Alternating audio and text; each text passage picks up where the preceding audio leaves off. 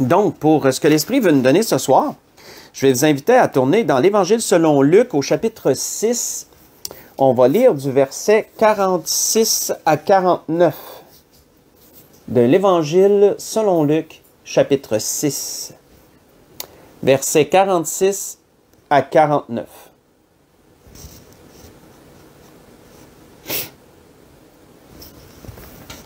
Je vais rapprocher ça ici. OK. Comme ça. Excusez. Donc, le Seigneur nous dit, le Seigneur leur disait plutôt, on pourrait dire à eux, « Pourquoi m'appelez-vous Seigneur, Seigneur, et ne faites-vous pas ce que je dis? Je vous montrerai à qui est semblable tout homme qui vient à moi, entend mes paroles et les met en pratique. Il est semblable à un homme qui, bâtissant une maison, a creusé profondément, et a posé le fondement sur le roc. Une inondation est venue, et le torrent s'est jeté contre cette maison sans pouvoir l'ébranler, parce qu'elle était bien bâtie. Mais celui qui entend et qui ne met pas en pratique est semblable à un homme qui bâtit une maison sur la terre sans fondement. Le torrent s'est jeté contre elle. Aussitôt elle est tombée, et la ruine de cette maison a été grande. » On va arrêter ici. On voit ici que cette parabole toute particulière sur laquelle l'Esprit attire notre attention ce soir, le contexte dans lequel elle a été dit est premièrement dû au fait que beaucoup d'hypocrites suivaient le Seigneur. Beaucoup de gens, pas tous, mais, et je dis beaucoup, certains, on va dire certains, on va rester plus conservateur, certains suivaient le Seigneur par hypocrisie. Et oui, devant lui, disaient « Seigneur, Seigneur ». Mais le Seigneur n'était pas vraiment au centre de leur cœur et de leur... n'était pas au centre de leur cœur et de leurs agissements. On voit que leur foi, entre guillemets, ne s'arrêtait qu'à leurs paroles. Et ça n'allait pas plus loin. Et on voit que le Seigneur, ici, a cru bon de donner cette parabole pour associer leur hypocrisie au fait qu'elle était semblable à quelqu'un qui construit sur le sable. Et que celui qui entend les paroles du Seigneur et qui les met en pratique, celui qui n'a pas seulement le Seigneur dans la bouche, mais qui l'a dans le cœur et dans ses agissements, de là que le Seigneur parlait de pratique, lui, le Seigneur le comparait à quelqu'un qui avait posé sa maison sur le roc, qui avait posé sa maison sur un fondement solide, de sorte que peu importe la tempête qui allait frapper cette maison-là résisterait et elle resterait debout.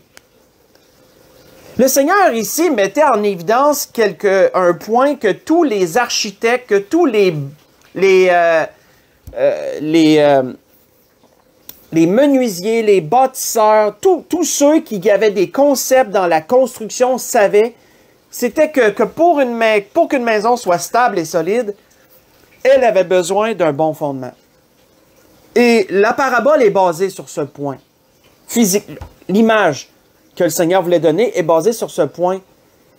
C'est que tout charpentier ou toute autre personne qui avait des concepts en construction savent, une maison, pour être stable et solide, a besoin d'un bon fondement. Elle a besoin d'être assise sur quelque chose de solide. Et c'est ce que le Seigneur associait ici au fait d'écouter sa parole, de l'entendre, mais aussi de la mettre en pratique. Et c'est ce qu'il décriait chez ceux qui ne faisaient que dire « Seigneur, Seigneur », chez ceux qui n'avaient que le Seigneur dans la bouche, mais qui étaient hypocrites parce que leur cœur n'était pas pur devant Dieu. Ils n'avaient pas le Seigneur dans leur cœur. Ils n'avaient pas d'intention envers le Seigneur qui était bonne. On voit que je parlais, je viens de vous mentionner le fait que tout architecte ou toute personne qui construisait savait que le fondement est important. On a un bon exemple de cela dans la parole. c'est lorsque le temple de Dieu a été bâti. C'est lorsque Salomon a construit pas seulement le temple de Dieu, mais qu'il a construit le temple de Dieu ainsi que sa demeure, que sa maison personnelle et les autres maisons qu'il a fait bâtir.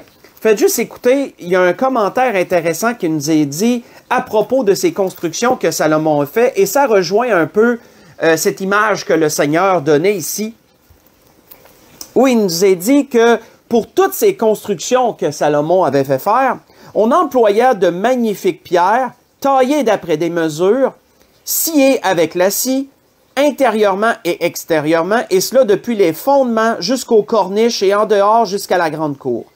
Les fondements étaient en pierre magnifique et de grande dimension, en pierre de 10 coudées et en pierre de 8 coudées. Ce que je vous ai lu, c'est dans 1er Roi chapitre 7. J'ai lu le verset 9 et le verset 10.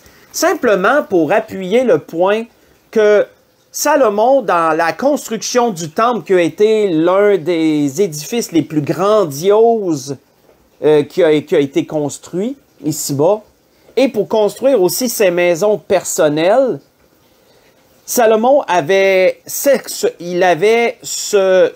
savoir que les fondements étaient extrêmement importants. C'est pourquoi il avait fait tailler des pierres de grande dimension qui étaient sur mesure pour aller là où elles devaient aller et qu'elles servaient de fondation pour le temple et pour toute autre construction qu'il avait à faire. De sorte que tous ces édifices furent extrêmement solides. Mais si on revient à la parabole, le Seigneur n'a pas mentionné cet exemple simplement pour le fait que, simplement pour son aspect physique, simplement pour son côté physique, que toute construction qui a un bon fondement va être solide. Puisque le temple de Salomon et ses maisons, aussi solides furent-elles, elles furent détruites. Elles furent détruites parce que le peuple d'Israël n'ont pas obéi à Dieu. Ils n'ont pas persévéré dans les voies de Dieu. Ils se sont détournés de Dieu pour aller vers l'idolâtrie. Et cela a fait en sorte que Dieu leur a suscité des ennemis. Dieu a permis à des ennemis de les envahir.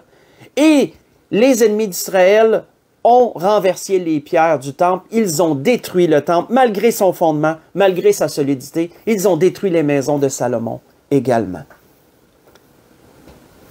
Ce que le Seigneur mentionnait dans la parabole était premièrement dû au fait que, oui, une maison ou tout autre édifice, ça prend une fondation solide, mais c'est quoi la fondation solide? Est-ce que c'est seulement sur un aspect physique que le Seigneur disait ça? Absolument pas. Le Seigneur se servait d'une image, mais pour appuyer le fait que ce qui faisait un fondement solide, c'était d'écouter sa parole et de la mettre en pratique. C'était ça, le fondement solide. C'était à ça que le Seigneur attribuait un fondement solide. Mais ce n'était pas seulement pour nous énumérer des connaissances en construction que le Seigneur disait cela. C'était pour associer que le fondement qui est solide, c'est d'écouter la parole et de la mettre en pratique.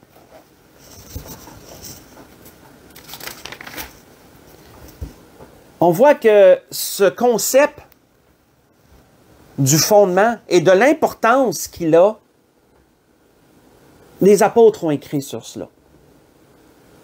Entre autres choses, l'apôtre Paul va nous parler de ce fondement. Et plus spécifiquement, reprenant les paroles du Seigneur en quelque sorte. Et on va tourner dans 1 Corinthiens 3 pour cela, pour continuer cette pensée que l'Esprit veut nous donner ce soir, où il nous parle de fondement ce soir. On a commencé avec une parabole de notre Seigneur, où le Seigneur a parlé d'entendre sa parole et de la mettre en pratique. Celui qui agit ainsi est comme quelqu'un qui a construit sur un fondement solide, comparativement à un autre qui aurait simplement des paroles dans la bouche, mais sans que mettre les paroles de Dieu en pratique, qui aurait toute autre croyance ou conception diverse. Une telle personne, elle bâtit sur le sable. Elle n'a pas de fondement. L'apôtre Paul a mis un point plus spécifique sur le fondement dans 1 Corinthiens 3, si on lit à partir du verset 9. Si on lit à partir du verset 9 jusqu'au verset 15, excusez-moi. On voit que, il nous est dit ici dans 1 Corinthiens 3, verset 9 au verset 15, il est dit, car nous sommes ouvriers avec Dieu, disait Paul, vous êtes le champ de Dieu, l'édifice de Dieu. L'apôtre Paul a à quelques reprises comparé le chrétien, celui qui avait donné sa vie à Jésus, à un temple. C'est pourquoi il avait dit ailleurs, vous êtes le temple de Dieu. Ne savez-vous pas que vous êtes le temple de Dieu et que l'Esprit de Dieu habite en vous? C'est pourquoi il dit, vous êtes le champ de Dieu, vous êtes l'édifice de Dieu.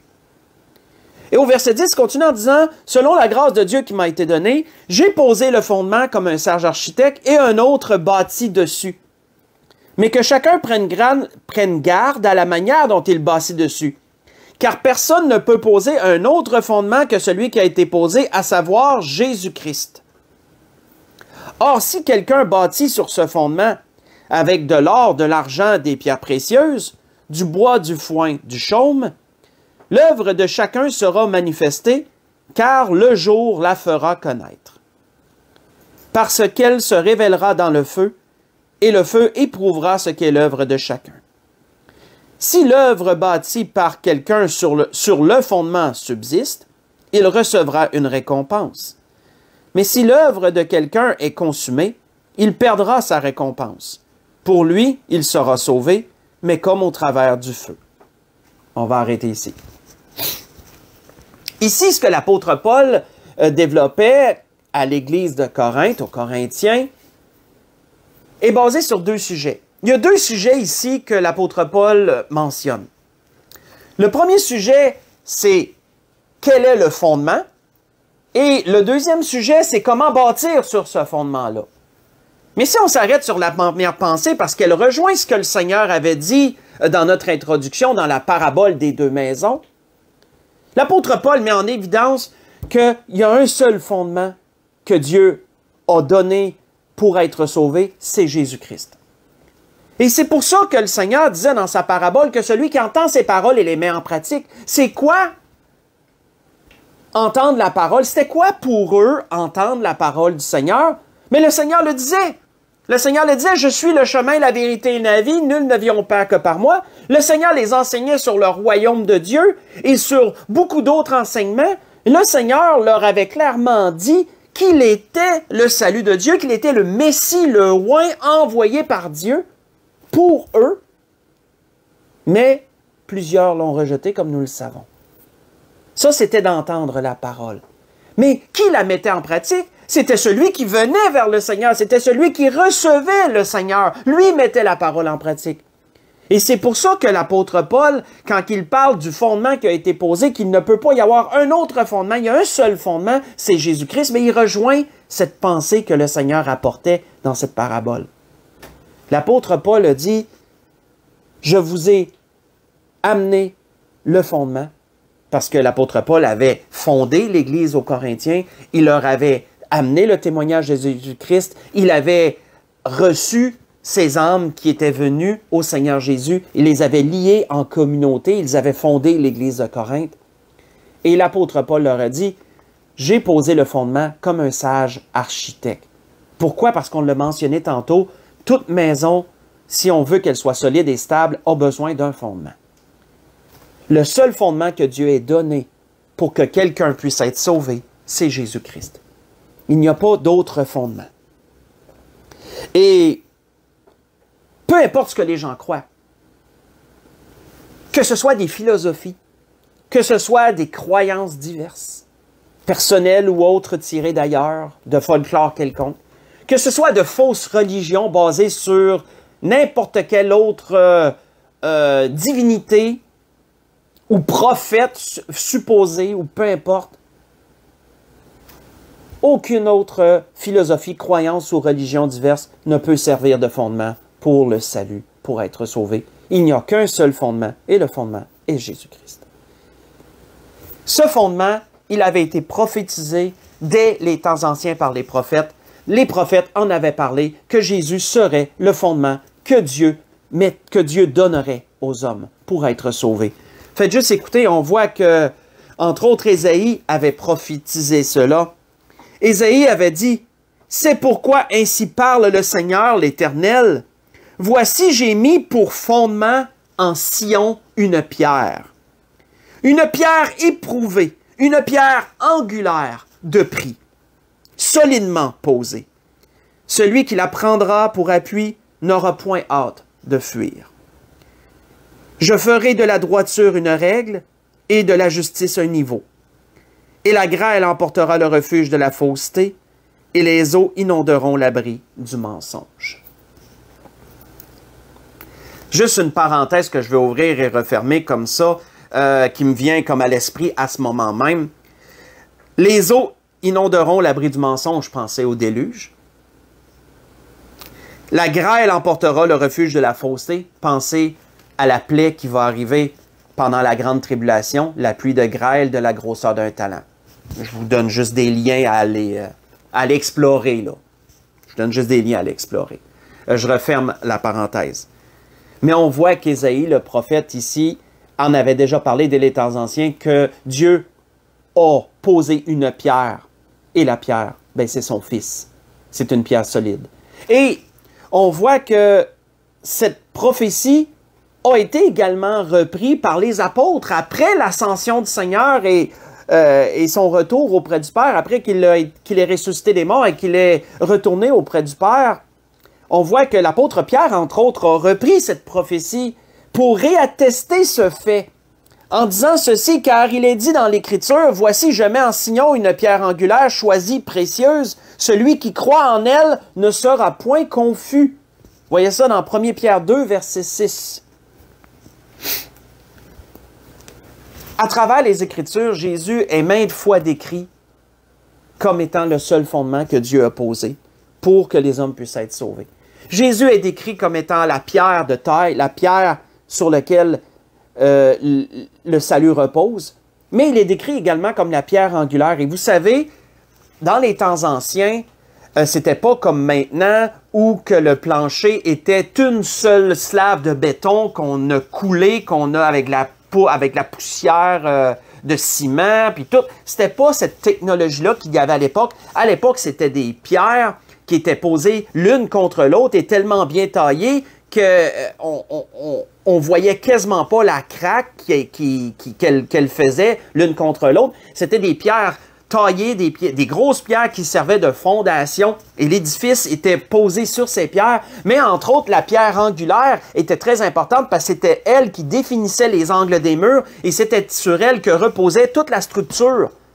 Parce que les pierres du milieu d'un édifice quelconque, oui, elles abritaient ce qu'il y avait à l'intérieur, mais qu'est-ce qui faisait le plus de poids? Qu'est-ce qui pesait le plus sur ces pierres de fondation? C'était les murs. C'était les structures autour qui étaient les plus pesantes. Et elles étaient appuyées sur les pierres angulaires, entre autres, les pierres des angles.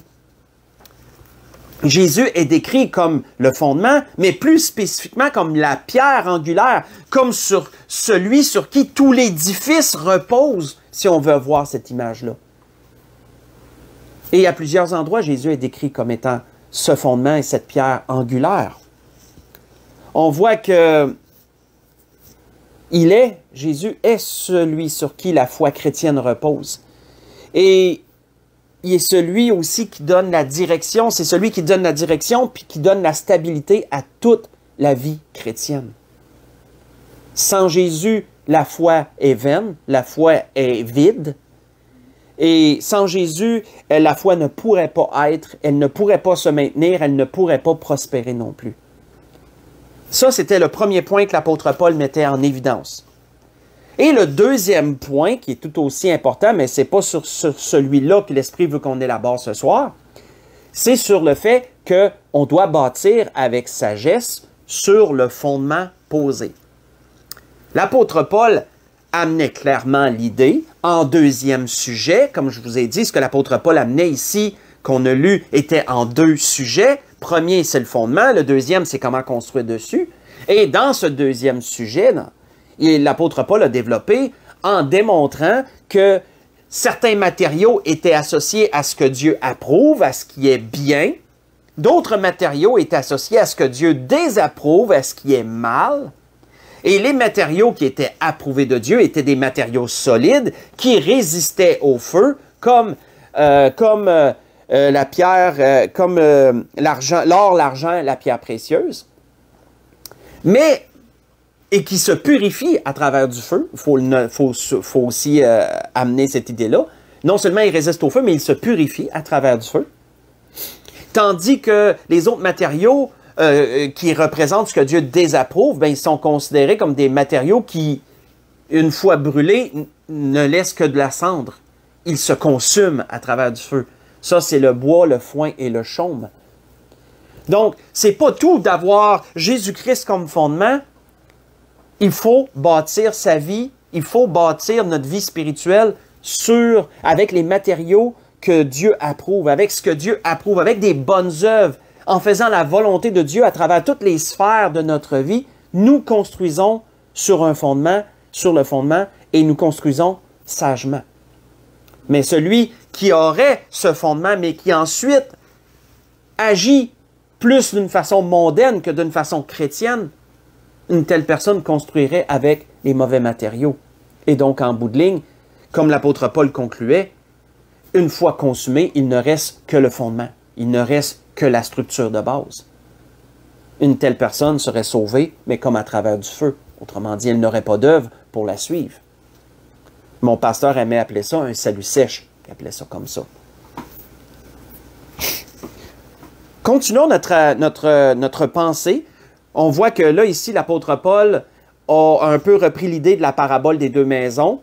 Il a établi quel est le fondement véritable dont le Seigneur parlait en disant que celui qui entend mes paroles et les met en pratique, il est semblable à un tel homme qui construit sur un fondement solide, sur le roc. Mais l'apôtre Paul a aussi, à une autre église, transposé ça à un autre niveau également, toujours en parlant du même sujet. Et pour cela, on va aller dans Éphésiens chapitre 2. Dans Éphésiens chapitre 2, on va lire à partir du verset 19 jusqu'au verset 22. Éphésiens chapitre 2, verset 19 au verset 22. L'apôtre Paul reprend encore le même thème que l'Esprit nous donne ce soir et il l'amène encore à un autre niveau. Où il est dit ici dans Éphésiens chapitre 2, verset 19 au verset 22, l'apôtre Paul dit à cette Église, « Ainsi donc, vous n'êtes plus des étrangers, ni des gens du dehors, mais vous êtes concitoyens des saints, gens de la maison de Dieu. » Ce que l'apôtre Paul disait ici, qui est étranger, sinon celui qui n'a pas Jésus-Christ comme Sauveur et Seigneur, celui qui est perdu, celui qui se dirige vers l'enfer, celui qui se dirige vers la perdition, lui est étranger, malheureusement. Et c'est pas Dieu qui veut ça. Lui est étranger. Mais qui, au contraire, est concitoyen des saints, est une personne de la maison de Dieu, mais c'est celui qui reçoit Jésus comme son Sauveur et Seigneur. Lui devient un concitoyen des saints. Il fait partie de l'Église du Seigneur d'un point de vue universel, et également, il fait partie de l'Église du Seigneur d'un point de vue local, parce que souvenez-vous, j'ai apporté ça dans plusieurs messages, que l'Église universelle, elle se reflète à travers les églises locales. Les églises locales sont nécessaires parce que c'est à travers elles qu'on voit l'Église universelle, tous ceux qui sont sauvés à travers le monde, toutes religions confondues, tant qu'elles sont fondées sur Jésus-Christ. Comme l'apôtre Jean le disait, là je ne me souviens plus du verset exact, de l'endroit exact, mais l'apôtre Jean le disait ça dans ses lettres. On voit que ceux qui sont sauvés sont des concitoyens des saints, des gens de la maison de Dieu. Et ensuite, il dit au verset 20, « Vous avez été édifiés sur le fondement. » On continue là. « Vous avez été édifiés sur le fondement des apôtres et des prophètes, Jésus-Christ lui-même étant la pierre angulaire. En lui, tout l'édifice bien coordonné s'élève pour être un temple saint dans le Seigneur. En lui, vous êtes aussi édifiés pour être une habitation de Dieu en esprit. » L'apôtre Paul ici transposait encore ce sujet de ce soir, ce thème, non seulement à notre vie personnelle, mais également à l'Église. L'Église a été également posée sur le fondement véritable qu'est Jésus-Christ, mais par-dessus ce fondement-là s'ajoute le fondement des apôtres et des prophètes. Les apôtres ont continué l'œuvre du Seigneur. Ils ont enseigné les paroles du Seigneur, ont reçu d'autres révélations du Seigneur que le Seigneur n'a pas donné du temps de son ministère. Et ils ont ajouté à ces enseignements, toujours bien sûr inspirés de l'Esprit, nous le croyons. Et donc, à travers eux, l'Église, comment je pourrais dire, a été érigée, comme l'apôtre Paul le disait, sur le fondement des apôtres et des prophètes. Mais Jésus-Christ demeure toujours la pierre angulaire, il demeure toujours celui sur lequel tout l'édifice repose, les pierres des angles. Il demeure toujours cela, le Seigneur. L'Église, tout comme une personne, si on prend l'exemple que l'apôtre Paul a donné dans 1 Corinthiens 3, où il disait qu'il faut prendre garde à la façon qu'on construit sur le fondement, bien, cette thématique, ce fait est aussi vrai pour l'Église. L'Église doit bâtir avec sagesse, avec les matériaux que Dieu approuve, pour être elle aussi l'édifice que Dieu veut qu'elle soit.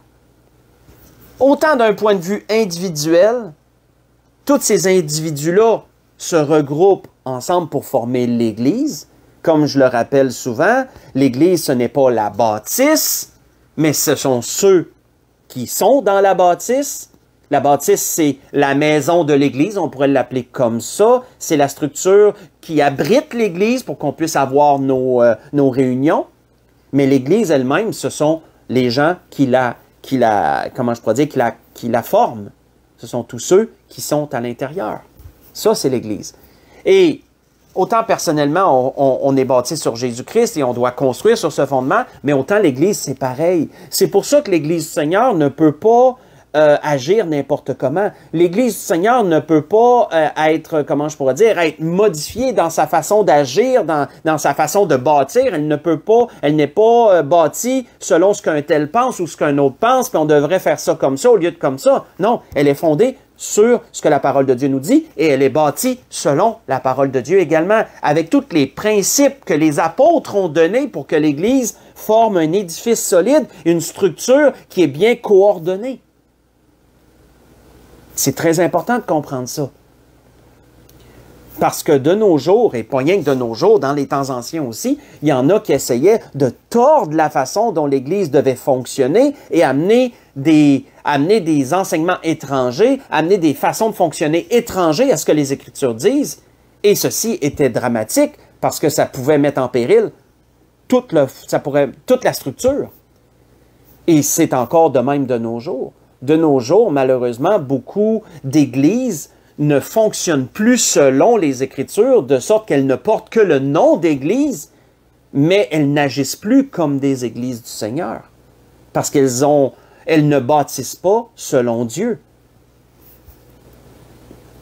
Et ceci doit être très bien compris de notre part. On voit que toujours aux Éphésiens, si on va dans Éphésiens 4, versets 11 à 16, l'apôtre Paul reprenait encore cette idée, comment l'Église était structurée. Éphésiens chapitre 4, versets 11 à 16, c'est pas tellement plus loin, c'est dans la même épître, seulement au chapitre 4, versets 11 à 16, l'apôtre Paul reprend l'idée en disant « Et il a donné les uns comme apôtres, les autres comme prophètes, les autres comme évangélistes, les autres comme pasteurs et docteurs, pour le perfectionnement des saints, en vue de l'œuvre du ministère et de l'édification du corps du Christ. » Si Dieu appelle des hommes à prêcher sa parole, des pasteurs, qu'on va dire, des missionnaires pour aller témoigner les âmes perdues et les amener ensemble comment je pourrais dire, les amener pour former une église, l'évangéliste que le Seigneur suscite pour encourager toutes ces églises-là, pour aller d'église en église et leur apporter la parole du Seigneur et les encourager. Si Dieu a donné une telle structure, C'est pour l'édification de l'Église, c'est pour sa croissance spirituelle, également sa croissance en nombre. Les hommes que Dieu appelle, ce ne sont pas des hommes qui, comment je pourrais dire, ce ne sont pas des hommes qui se sont eux-mêmes autoproclamés pasteurs ou autoproclamés missionnaires ou autoproclamés évangélistes. Ce sont des hommes que Dieu a appelés. Il faut qu'il en soit ainsi parce qu'il y en a malheureusement qui veulent s'autoproclamer telle chose, ou qui disent être appelés mais qui ne le sont pas parce que leur vie n'est pas conséquente pour l'être. Mais ceux que Dieu appelle et qui sont véritablement appelés de Dieu et qui remplissent bien leur ministère, comme le Seigneur le mentionne ailleurs, eux participent à l'édification de l'Église. Pourquoi? Pour le perfectionnement des saints. Chacun se perfectionne dans sa vie individuelle, spirituelle. Chacun travaille à son salut, comme l'apôtre Paul le disait.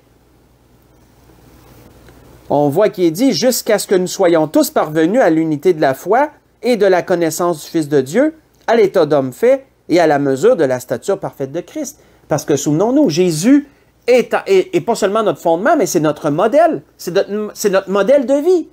Nous devons, chaque chrétien né de nouveau doit aspirer à devenir comme le Seigneur dans tous les aspects de sa vie. Autant au niveau que ce soit dans l'amour, que ce soit dans la patience, que ce soit dans la compassion, dans la bonté. Jésus est comme la sculpture parfaite de l'homme parfait qui a été faite. Et nous devons aspirer à devenir semblable à cette sculpture-là, devenir semblable à cette image. Il est notre modèle. Ainsi, ceux qui travaillent au perfectionnement de leur vie de cette façon, l'Église qui travaille au perfectionnement de sa structure, je dirais, spirituelle de cette façon, il dit « Ainsi, nous ne serons plus comme des enfants flottants et emportés à tout vent de doctrine par la tromperie des hommes, par la ruse dans les moyens de la séduction. » Ça vient du diable, ça. Mais en professant la vérité dans l'amour, nous croîtrons à tous égards en celui qui est le chef, Christ. Jésus demeure toujours le chef de l'Église. Il en est la tête et l'Église est son corps, comme il est dit ailleurs. C'est de lui et grâce à tous les liens de son assistance que tout le corps, l'Église, bien coordonné et formant un solide assemblage, tire son accroissement selon la force qui convient à chacune de ses parties et s'édifie lui-même dans l'amour. Donc, on voit ici que il y a toujours ça qui revient, frères et sœurs, qu'il y a l'idée du fondement, qui est le principal sujet du message de ce soir, c'est le fondement, mais il y a toujours aussi de quelle façon on bâtit dessus. Que ce soit au niveau de la personne individuelle ou que ce soit au niveau de l'Église, ça demeure toujours le même concept. Un fondement et comment on bâtit dessus. La personne dans sa vie individuelle qui bâtit bien sur ce fondement qu'est Jésus-Christ va devenir une personne mature spirituellement, une personne solide spirituellement que Dieu pourra utiliser pour sa gloire.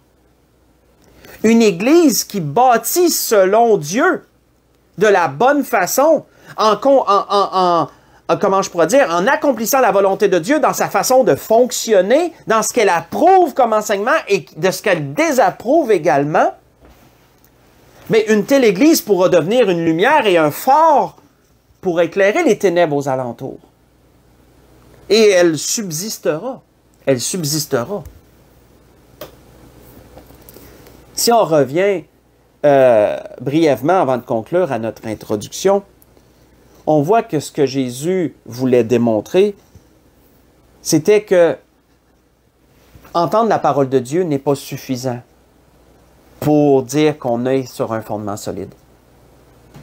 Entendre la parole de Dieu, c'est seulement qu'une première chose. Mais c'est celui qui la met en pratique qui démontre qu'il est sur un fondement solide.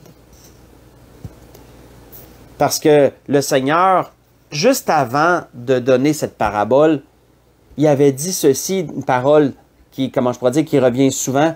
Le Seigneur avait dit ceci, « ceux qui me disent Seigneur, Seigneur, n'entreront pas tous dans le royaume des cieux, mais seulement celui qui fait la volonté de mon Père qui est dans les cieux. Matthieu chapitre 7, verset 21. Et après avoir dit cette parole, le Seigneur enchaîne avec cette parabole des deux maisons. Puisque, comme on l'a lu en introduction, le Seigneur disait, ce ne sont pas ceux qui disent Seigneur, Seigneur, dans Luc. Ce ne n'est pas celui qui entend, mais c'est celui qui met en pratique. Malheureusement, beaucoup disent Seigneur, Seigneur, mais ne font rien de plus. Et ça, c'est pas suffisant pour Dieu. Ça ne démontre rien. Tu n'es pas sur un fondement solide, juste à parler. C'est quand tu agis, c'est quand tu démontres ta croyance et ta foi, que tu démontres que tu es sur un fondement solide. Bien sûr, si c'est Jésus-Christ, bien sûr, parce que c'est le seul fondement que Dieu a posé. On voit que c'est pas pour rien, avant de conclure, que l'apôtre Paul avait ordonné à Timothée de recommander ceci.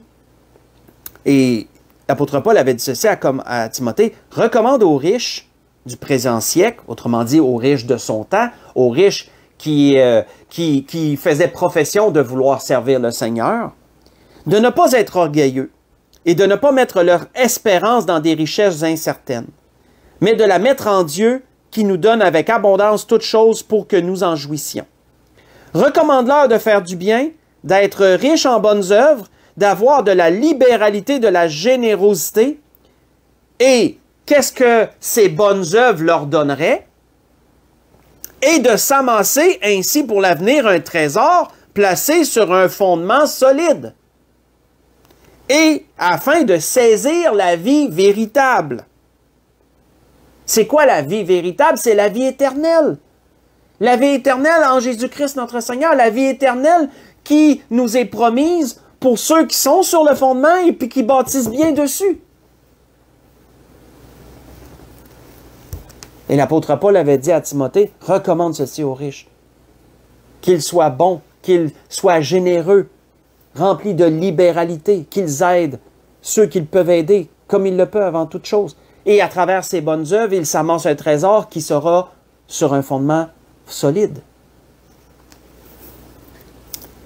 Et c'est pourquoi qu'il disait après à Timothée, « Ô Timothée, garde le bon dépôt. Garde le bon dépôt. » Et ça, vous savez, c'est ce que le Seigneur veut aussi qu'on garde. Dans les temps où on est rendu, qu'on garde le bon dépôt. C'est quoi le dépôt? Bien, c'est le fondement que tu as reçu. Et c'est l'enseignement que tu reçois sur la façon de bâtir dessus. Ça, c'est un dépôt. Garde-le précieusement. Parce que Satan est un voleur, puis il veut te voler ça. Il veut introduire des faux concepts, des fausses façons de bâtir avec des faux matériaux. Il veut t'amener à détruire ton édifice au lieu de l'ériger. Si on veut reprendre l'image. Et c'était ce que l'Esprit voulait nous donner ce soir. L'Esprit, ce soir, a voulu nous parler de fondement, de fondation. Et pas nous donner simplement des cours d'architecture ou des cours de structure ou de construction, mais démontrer qu'il y a un seul fondement et c'est Jésus-Christ. C'est le fondement pour notre vie individuelle et c'est également le fondement pour l'Église. Jésus est la pierre angulaire, dans tous les cas. Et pour conclure, on va prendre une parole de l'Ancien Testament que David a prononcée et ça s'agence bien avec le sujet que l'Esprit veut nous donner ce soir. Et on va aller dans le psaume 119, on va lire 2 versets dans le psaume 119 pour conclure ce que l'Esprit veut nous donner ce soir. Le psaume 119, on va premièrement lire le verset 160 du psaume 119. Premièrement, le verset 160. Où David disait, psaume 119, verset 160, « Le fondement de ta parole est la vérité. Toutes tes lois et toutes les lois de ta justice sont éternelles. » Si on recule au verset 138, je trouvais ça bien que ça me semblait bon que le verset 160 vienne avant le deuxième verset qu'on va lire. Au verset 138, David disait « Tu fondes tes préceptes sur la justice et sur la plus grande fidélité.